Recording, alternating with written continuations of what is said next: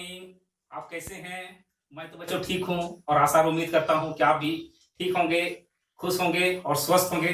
बच्चों, एक बार फिर पुनः आप लोगों को रामगढ़ ई पाठशाला डीसी रामगढ़ में हार्दिक अभिनंदन करता हूँ। बच्चों, आज आप लोगों के बीच मैं क्लास 7th का अध्याय 6 अनुपात एवं समानुपात, रेशियो एंड प्रोपोर्शन का पार्ट 1 लेके आया हूँ। बच्चों, हम लोग जनरली देखते हैं अपने दैनिक जीवन में बहुत सी वस्तुओं का हमें तुलना मैंने करना पड़ता है बच्चों। चाहे वो तुलना जो है बड़ा छोटा, लंबा छोटा, कम अधिक के रूप में हम लोग जो है सो हमेशा मैंने करते ही रहते हैं बच्चों। जैसे कि ये एक डिक्शनरी है, ये डिक्शनरी है और एक डिक्शनरी ये भी है। आप देख रहे हैं दोनों डिक्शनरी। बच्चे, आप लोग सहज अंदाजा लगा लिए होंगे कि दोनों डिक्शनरी में से बड़ा कौन है। बड़ा ये है, ये छोटा है ना। तो हम लोग इस तरह से दोनों को तुलना मैंने कर सकते हैं कि छोटा बड़ा मैंने कौन है ना बच्चों। इस तरह से हम लोग जो है छोटा और लंबा के बारे में भी तुलना मैंने कर सकते हैं कि जैसे कि यहाँ पर दो स्केल है। एक देखिए लकड़ी का बना हुआ स्केल है, ये तुम्हारा 30 सेंटीमीटर लंबा है स्केल, है ना। और ये प्लास्टिक का बना हुआ स्केल है, ये 15 सेंटीमीटर लंबा है। तो आप देख के ही अंदाजा लगा सकते हैं बच्चों कि दोनों में से जो है कौन छोटा है और कौन लंबा है ना। देखिए ये लंबा है, ये छोटा है। इस तरह से हम लोग जो है छोटा और लंबा के रूप में तुलना कर सकते हैं बच्चों। हम लोग ज्यादा और कम के बारे में तुलना कर सकते हैं। ज्यादा मैंने बहुत ज्यादा, कम मतलब थोड़ा सा मैंने कम। जैसे सपोज है बच्चों, ये चौक का डब्बा है ना। ये चौक का डब्बा है, ये भी चौक का डब्बा है। आप इसमें किस में ज्यादा चौक हो सकता है, आप सहज अंदाजा लगा सकते हैं देख के भी। क्या कि इसमें जो है बच्चों चौक जो है 12 चौक में इसमें आता है ना। और इस बड़े से डब्बे में जो है चौक जो है इसमें करीब 50 में चौक आते हैं। इसका मतलब इसमें ये ज्यादा है, ये कम है। तो इस तरह से बच्चों हम लोग तुलना मैंने करते हैं किसी भी वस्तु का जो है बड़ा छोटा के रूप में, छोटा लंबा के रूप में, ज्यादा कम के रूप में हम लोग ये तुलना मैंने करते हैं बच्चों। एक तुलना जो है हम लोग जो है उसमें व्यवकलन विधि से भी हम लोग तुलना मैंने कर सकते हैं। मान लेते हैं सपोज दैट आप लोग में से मंजू करके कोई लड़की है ना। मान लो मंजू गई मेला घूमने के लिए और वो मेला में 120 रुपया अपने खर्च करती है और उसकी सहेली संजू जो है वो भी मेला देखने के लिए गई हुई है और वो जो है 40 रुपया अपने खर्च करती है। मंजू कितना खर्च करती है? 120 रुपया और संजू खर्च करती है 40 रुपया। तो बच्चों अंदाजा आप लगा सकते हैं कि मंजू जो है कितना अधिक मैंने खर्च की है। 120 घटाओ 40 इक्वल टू 80, यानी मंजू जो है 80 रुपया ज्यादा खर्च की है संजू से। तो हम इसको कह सकते हैं कि कंपैरिजन बाय डिफरेंस। यहाँ पर हम लोग व्यवकलन विधि से या घटाव विधि से जो है अंतर को ज्ञात करते हैं या वस्तुओं की तुलना करते हैं। सपोज बच्चों यदि एक और तुलना है जिसमें हम लोग उसको जो है भाग विधि के द्वारा तुलना करना चाहें तो मंजू जो है कितना खर्च की है? 120, संजू खर्च की है 40 रुपया। 120 बट्टा 40, 40 को कैंसिल कीजिए 3 से तो 40 दिया 120, यानी कि मंजू जो है 3 गुना अधिक खर्च की है संजू से। तो 3 गुना जो अधिक जो खर्च की है संजू से, ये 3 गुना ही बच्चों हमको अनुपात मैंने कहलाता है। मैंने किसी भी वस्तु की जब तुलना जब हम भाग विधि से मैंने करते हैं तो वह जो है सो अनुपात मैंने कहलाता है। तो बच्चों हम लोग अनुपात का एक डिफिनेशन जो है इस तरह से भी कर सकते हैं कि अनुपात मैंने क्या है। तो अनुपात दो समान राशियों के उस संबंध को जिससे यह ज्ञात हो कि एक राशि किसी दूसरे राशि का कितना गुना या कौन सा भाग है, अनुपात कहते हैं। अनुपात को इस तरह की चीज देखिए, दो बिंदु टाइप का जो है ना, यह हम लोग इसको कहते हैं कोलन टाइप का जो है चिन्ह से इसको सूचित किया जाता है। The comparison by division is commonly known as ratio. जो भी हम आपको बच्चों बता चुके हैं कि भाग विधि से जब हम किसी वस्तु की तुलना करते हैं तो उसे हम लोग अनुपात कहते हैं। The comparison by division is commonly known as ratio. तो अनुपात में हमेशा दो राशियों का होना जरूरी है और दोनों राशि जो है समान होना चाहिए, दोनों का मात्रक जो है समान होना चाहिए। जैसे इसको और क्लियर करते हैं, जैसे यदि ए और बी समान प्रकार की दो राशियां हो तो भागफल ए बाई बी को ए और बी का अनुपात कहा जाता है। यानी दो राशि है ए और बी है, दो समान प्रकार की राशि है और इसमें जब भाग के रूप में लिखेंगे तो ए बटा बी के रूप में लिखाएगा। तो ए और बी अनुपात कहा जाता है। इसे हम लोग ए अनुपात बी के रूप में लिखा जाता है। ए जो है प्रथम पद है जिसको हम लोग एंटीसीडेंट कहते हैं। इसका एक स्टैंडर्ड वर्ड आता है बच्चों, समझा ना। जिस तरह से भिन्न संख्या में अंश और हर न्यूमरेटर और डिनोमिनेटर होता है, उस तरह से अनुपात में प्रथम पद को हम लोग एंटीसीडेंट कहते हैं तथा दूसरे पद बी को हम लोग कॉन्सिक्वेंट करते हैं, है ना। अनुपात इक्वल टू प्रथम पद बटा द्वितीय पद, यानी ratio equal to A by B equal to antecedent by consequent. एक चीज बच्चे ध्यान रखना होगा कि अनुपात के रूप में जो भी संख्या है ए और बी दोनों का मात्रक समान होना चाहिए, और दोनों ए और बी नॉट इक्वल टू 0 होना चाहिए, और 0 जो है वो नहीं होना चाहिए, A B not equal to 0 होना चाहिए। तो ये बच्चे हम लोग अनुपात के बारे में जान के अनुपात होने के लिए क्या क्या आवश्यकताएं होती है इसके बारे में हम आप लोगों को बच्चों जानकारी दे रहे हैं। अनुपात जो है, जैसे किन्हीं दो राशियों का जो अनुपात एक संख्या होती है, इसका कोई मात्रक नहीं होता है। जैसे हम लोग देखते हैं किसी चीज में लोग गणित का हिसाब बनाते हैं तो कहीं पर मात्रक रूप में किलोग्राम, कहीं पर लीटर, कहीं पर मीटर वगैरह लिखाता है, लेकिन अनुपात के रूप में जब कहीं पर आंसर आता है तो उसका कोई मात्रक नहीं होता है ना। ये पहला इसका गुण है। दूसरा है यह अनुपात पूर्णांक या भिन्न कुछ भी हो सकता है। अनुपात जो है एक पूर्ण संख्या में हो सकता है, जैसे -5 या 6 या 7 या 4/5 या 3/8, इस तरह से भिन्न में भी हो सकता है ना, कुछ भी हो सकता है। तीसरा है कि तुलना करते समय दोनों राशियों के मात्रक समान होने चाहिए। यदि मात्रक समान नहीं हो तो पहले दोनों के मात्रक को समान करना चाहिए। हम लोग जानते हैं बच्चों कि अनुपात में 2 पद होते हैं, प्रथम पद और द्वितीय पद, तो दोनों पदों का जो मात्रक जो है वो समान होना चाहिए, तभी हम उसको अनुपात के रूप में व्यक्त कर सकते हैं। यदि दोनों पद यदि समान नहीं हो तो पहले उन्हें समान करना होगा।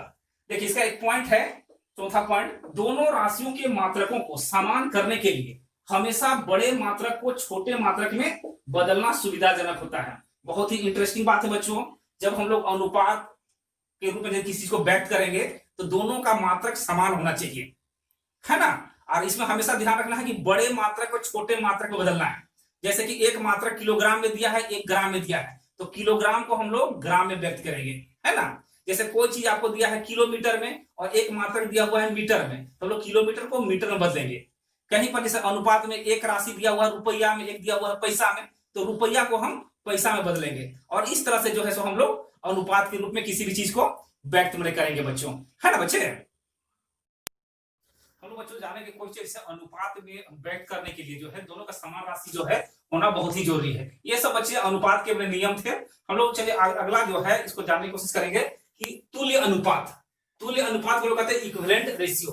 तुल्य अनुपात मैंने किसको कहेंगे, तो हम लोग जानते हैं बच्चों यदि कोई भी चीज अनुपात के रूप में है तो उसको हम लोग भिन्न के रूप में भी व्यक्त कर सकते हैं, उसको भाग के रूप में भी व्यक्त कर सकते हैं। तो जब भाग के रूप में व्यक्त करेंगे तो उसमें अंश और हर जो है वो रहेगा, हालांकि उसका स्पेशल नाम एंटीसीडेंट और कॉन्सिक्वेंट है, लेकिन हम लोग उसको अंश मान लेते हैं और हर मान लेते हैं ना। तो जब कोई भी दिया हुआ अनुपात है तो उस अनुपात को यदि हम लोग भाग के रूप में व्यक्त करेंगे तो उसमें अंश होगा और हर होगा।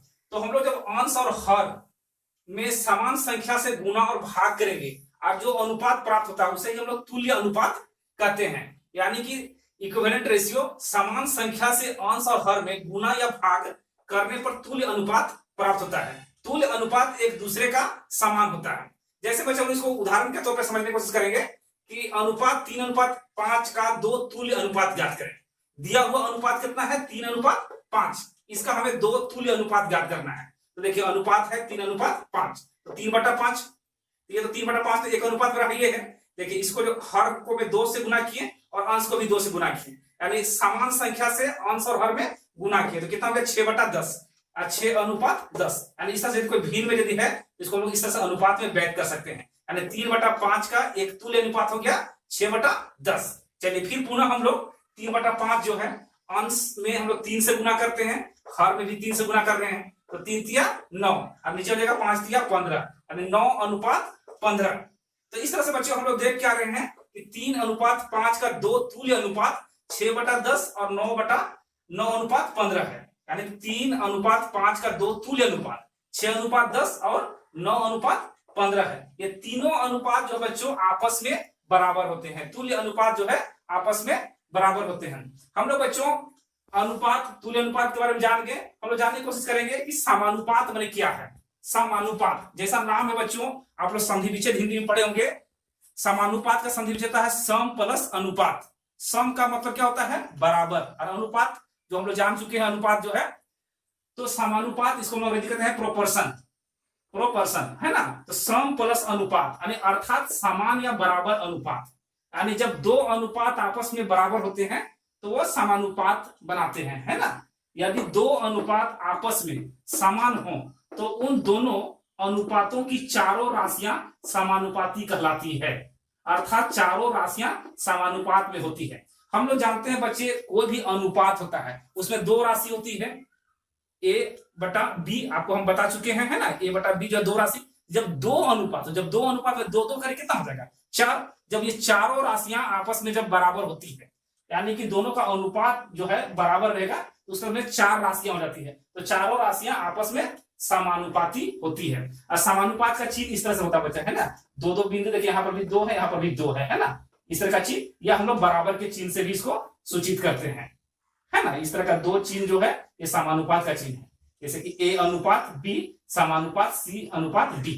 हम लोग जब दो अनुपात को जब बराबर दिखाना होगा तो दोनों अनुपात के बीच में जो है इस तरह का चिन्ह होगा, या हम लोग बराबर चिन्ह से भी इसको सूचित कर सकते हैं। जैसे बच्चे हम लोग जिस तरह से अनुपात में पढ़े थे कि ए बाई बी, वैसे हम लोग दो अनुपात लेते हैं, जैसे कि यदि ए बटा बी इक्वल टू सी बटा डी हो, यानी एक अनुपात ए बटा बी और दूसरा अनुपात सी बटा डी है, और दोनों बराबर हो, तो इसका अर्थ है कि ए बटा बी समानुपात में है सी बटा डी के, है ना।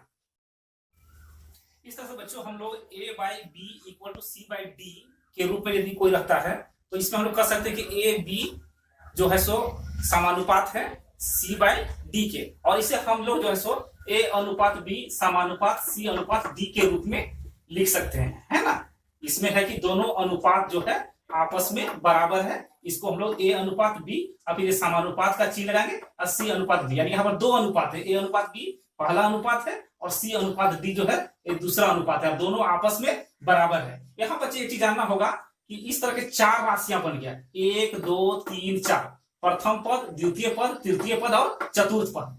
इसमें जो है ए और डी जो है ये सबसे किनारे में है, इस चलते इसको क्या कहेंगे हम लोग, बाही पद कहेंगे। इसको हम लोग अंग्रेजी में एक्सट्रीम्स कहते हैं, है ना। ए और डी बाही पद एक्सट्रीम्स, और बीच का जो दो पद जो है बी और सी, इसको हम लोग कहते हैं मध्य पद, या इसको अंग्रेजी में कहते हैं मीन्स।